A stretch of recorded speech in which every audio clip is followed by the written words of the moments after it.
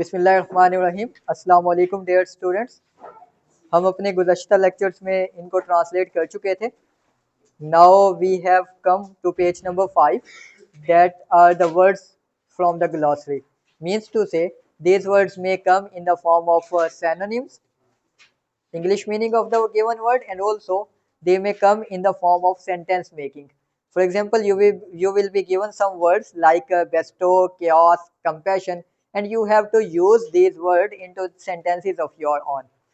So firstly we are discussing the synonyms and also the Urdu meanings of these words, and then we will move towards the sentence making. Firstly, the word that has been given here is the bestow. Bestow is a state when someone bless us with something. So I will write here to give as gift. To give as gift. अता कर देना, नवाजना, दे देना, अता कर देना, नवाजना. The second is chaos. Chaos बेतरतीबी होती है या किसी चीज में बेरबतगी, जिसको हम कह सकते हैं chaos वाले लफ्ज को डिसऑर्डर या फिर lake of order. Lake of order और disorder.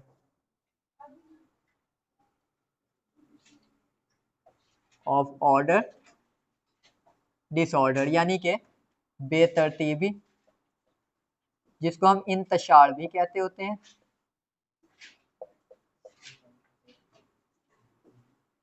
Another word is compassion. Compassion, हमदर्दी. So we will call it sympathy or strong feeling of sympathy.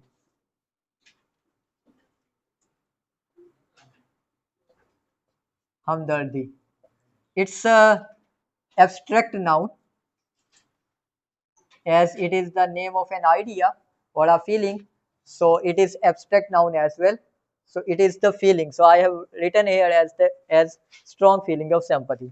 Another word is karambal. Karambal mean छोटे छोटे टुकड़ों में बट जाना, to break into small pieces.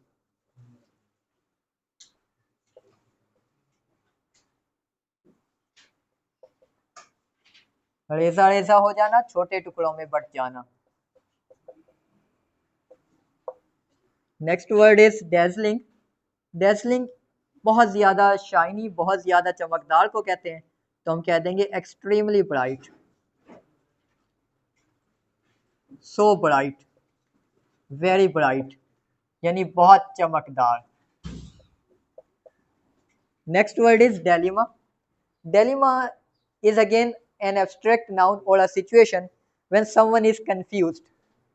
एक ऐसी situation जब हम कश्मकश में हो तो उसे हम डेलिमा कह देते होते हैं. तो यहाँ हम कह देंगे confusion या फिर a situation that make us confused.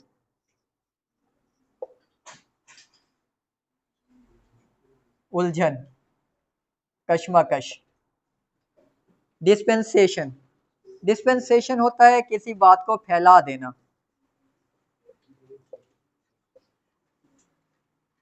तबलीग करना,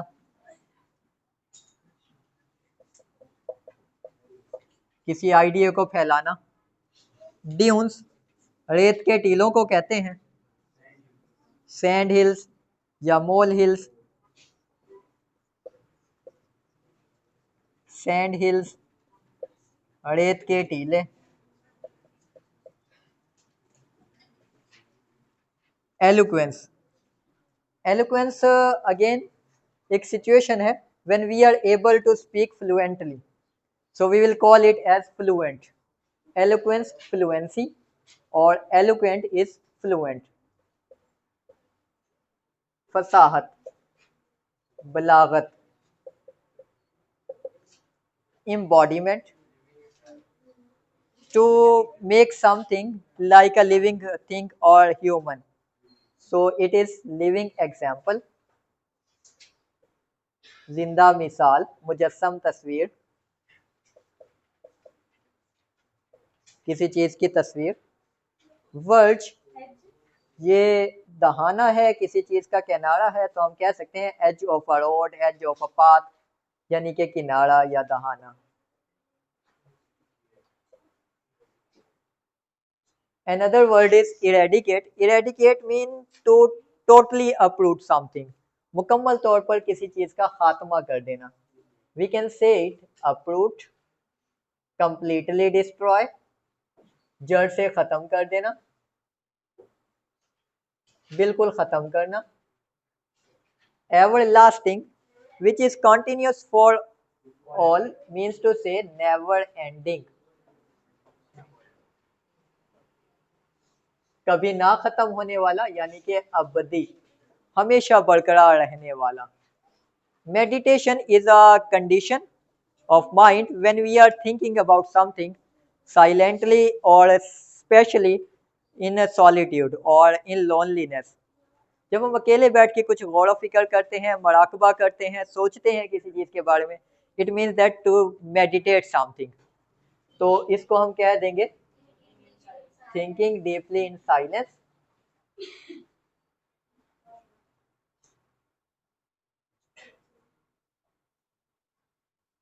गौर फिक्र करना या फिर मराकबा। नेक्सस, ये कुछ चीज़ों का मुकम्मल तौर पर एक अकट या बंधन होता है, जुड़ा हुआ एक लिंक होता है, जिसको हम कह सकते हैं कॉम्प्लिकेटेड सीरीज। कॉम्प्लिकेटेड सीरीज यानी कि बंधन, पेचीदा ताल्लुक। प्रोक्लेम, किसी आइडिया का, किसी मजहब का, किसी सोच का प्रचार करना, ऐलान कर देना। तो हम इसको कह सकते हैं टू डिक्लेयर और to announce an idea. Yes, it will be added as publicly, खुलेआम किसी बात का ऐलान कर देना प्रोक्लेम कहलाता है। Promulgation again is a situation when something starts, when some idea starts. Not the start of a thing, the start of an idea, the start of a religion. किसी चीज़ के आगाज़ को हम कहते होते हैं, इसको हम एडवेंट कह देंगे, यानी कि इस्लाम का जब आगाज़ था तो प्रोमिलगेशन ऑफ इस्लाम कह दिया। किसी आइडिया का, किसी मजहब का आगाज़, यानी कि ज़हूर, आगाज़, शुरुआत। अशात भी कह सकते हैं हम, शुरुआत भी कह सकते हैं। प्रोस्लिटाइजिंग, फैला देना किसी बात को, किसी आइडिया को। Same as dispensation, so I will call it spreading of an idea, spreading of a belief. फैलाना किसी आइडिया को, तबलीग कर देना। रिनाउंस, किसी चीज़ से पीछे हट जाना, कह देना कि अब मैं इसके खिलाफ हूँ, अब मैं इस चीज़ के कायल या इस अकीदे का कायल नहीं हूँ, रिनाउंस कहलाता है। तो आप इसको एक तरह तो कह सकते हैं टू लीव, और यूँ भी कह सकते हैं to pull back from an idea, किसी आइडिया से पीछे हट जाना।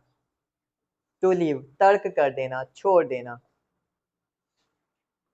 Another word is solitude. It is the state when someone is alone. So we'll call it the state of being alone. The state of being alone. तन्हाई, अलहदा रहने की एक कैफियत। थियोलॉजी, नजरिया होता है। आइडियोलॉजी होती है, किसी बिलीव की स्टडी होती है। आइडियोलॉजी भी कह सकते हैं, the study of religious belief.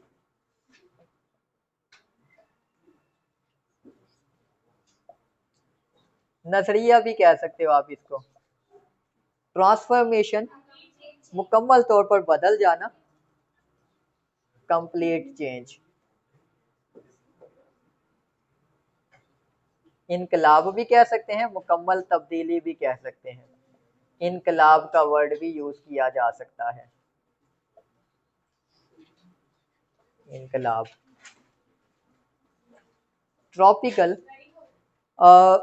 Literally meaning तो इसका यही है कि किसी, जैसे हमारे ज़मीन के ट्रॉपिकल्स हैं, ट्रॉप्स हैं, तो उनके दरमियान उनके ट्रॉप्स वाला कोई एरिया ट्रॉपिकल यानी 2 ट्रॉप्स के दरमियान का कोई एरिया। लेकिन हम इसको वेरी हॉट यानी बहुत शदीद गर्म भी कह सकते हैं, as it is a condition when something is very hot, जब बहुत गर्म हो तो हम इसको कह सकते हैं वेरी हॉट, शदीद गर्म। वैसे ये ट्रॉपिकल एरिया से भी इसको लिया जा सकता है। अनपैरेलल एक ऐसी चीज जिसकी कोई मिसाल ना हो, जो सबसे यूनिक हो, यानी कि अनमैच्ड, बेमिसाल, सबसे जुदा। तो ये चंद एक अल्फाज थे जिनके सिनोनिम्स हमारे पेपर में आते हैं। इन ये हमारी सिंपल इंग्लिश में भी काम आ सकते हैं when we are directed to write the simple English of the given paragraph, और ये हमारे एमसीक्यूज के फॉर्मेट में भी हो सकते हैं। ट्रांसलेट अगर करने लगे तो वहाँ भी काम आ सकते हैं, या फिर स्पेलिंग के तौर पर भी ये हमारे पेपर का पार्ट होते हैं। इसको नोट कर लीजिएगा। मैं दोबारा से बोलने लगा हूँ, आप मुझे अभी इन अल्फाज के मायने बताएंगे। ये मैं एक तरफ को हो गया था ताकि अगर आप एसएस लेना चाह रहे हैं तो तब वो भी इससे ले लें, और आप नोट करना चाह रहे हैं तो नोट भी कर लीजिए। मैं पढ़ने लगा हूँ दोबारा, आप मुझे इनके मीनिंग्स बताएंगे। Bestow, to give something as gift, to give something as honour, नवाजना। chaos, lack of order, disorder of something. Compassion, sympathy or strong feeling of sympathy. Crumble, to break into small pieces. Dazzling, extremely bright or so bright. Dilemma, confusion, a state when we are confused or we are in a problem. Dispensation, spreading of a message or spreading of an idea. Dunes, sand hills, small molehills. Eloquence, fluency. It is actually an ability when we are able to speak some language very fluently. When we are able to express something in some language, then we are an eloquent person. Embodiment, living example. The example that is given to an abstract thing as a human, or a typical example of an idea, you can also say it. Eradicate, to remove, to completely uproot, to get rid of some idea. Everlasting, never ending, the thing which is continuous forever and ever. Meditation, thinking deeply in silence, meditating something or focusing some idea into the mind. Nexus,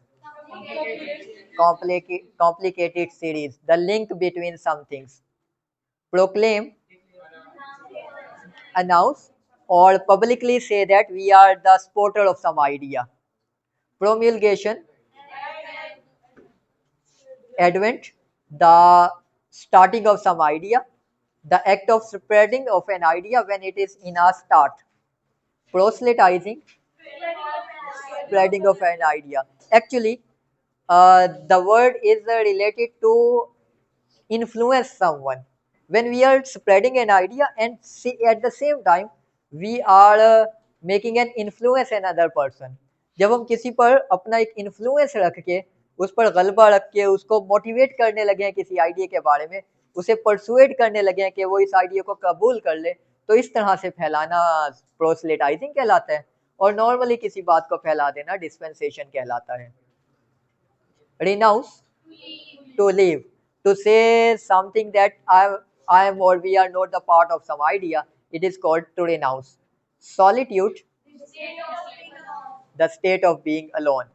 Theology, the study of religion or religious belief. Transformation, complete change. Tropical, very hot, or we can say it the area between two tropics. Unparalleled, unmatched, the thing which is matchless. Verge, edge, edge of a path, edge of a road. These are, dear students, some words. The task for you is to memorize these words and also use the words into sentences of your own. It is the task for you people. And also I think you have the idea about the spellings.